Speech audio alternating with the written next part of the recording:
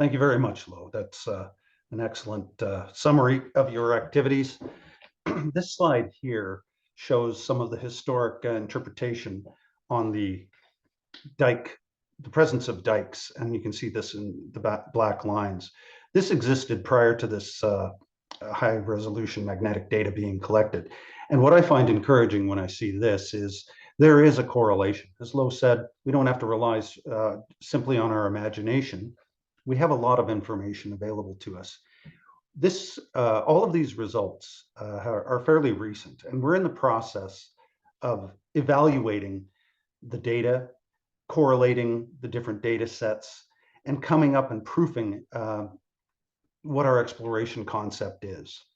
When you look at this slide here, you can identify features that were previously not targeted for drilling, and we now need to be able to go back, do our analysis, look at some inversion modeling of the magnetic data, take the drill traces, and really very closely, point by point, try and to develop or validate this exploration model. This is encouraging, but we still have a lot of work to do.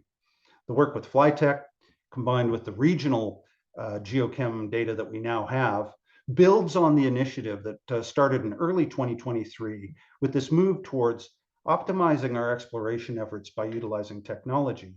When the ETech team brought in the use of the X-ray fluorescence tool to be able to help us get near real-time results in the field. So building on this, and again, I want to emphasize, we are still in the process of analyzing all this information. The geochem program itself finished up on December 22nd or something like that. So it's still in the process of getting cleaned up, and the data sets are getting cleaned up and being analyzed. But if you look at the data now, the regional geochem data, one can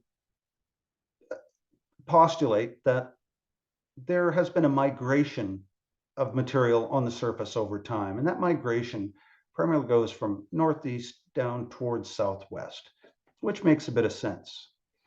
When you then take the new AeroMag signatures that we're seeing, and if you agree that this data or detritus has migrated, then one can start looking a little bit to the northeast of where the big signatures from the geochem data are. Again, we're fortunate that we have drill data from the central zone and other areas where we can rebuild and reconstruct some of these situations and validate this model.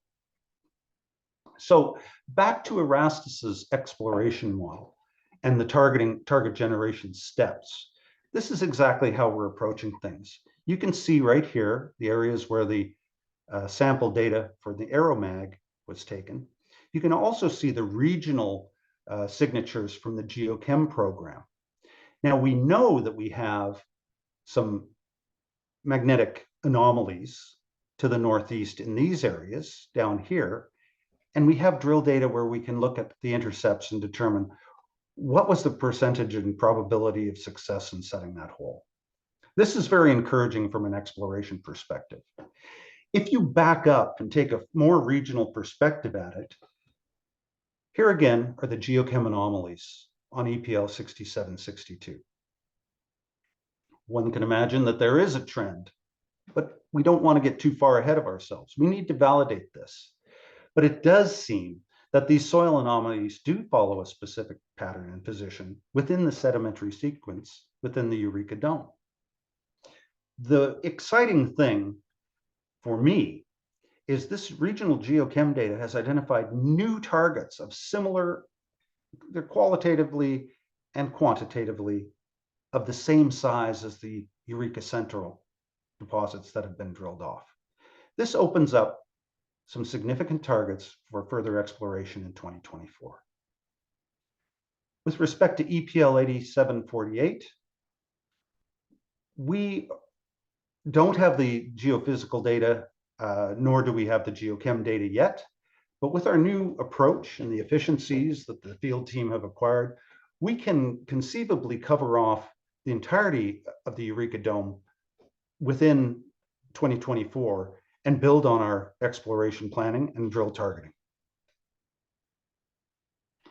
So for priority target generation, we've already identified and gone back and ground truthed several areas. These areas down here were not a primary area of focus.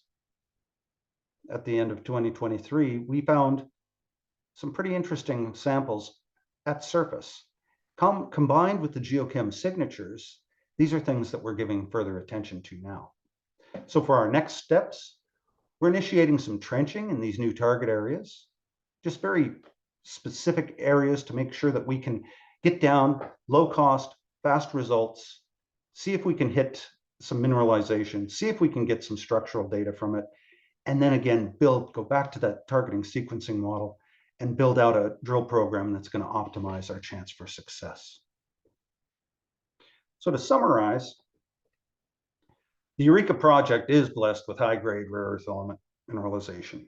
And that ore, that is the mineralogy within the rocks, is the monazite-hosted rare earth elements, which are more readily liberated with more conventional technology than some others.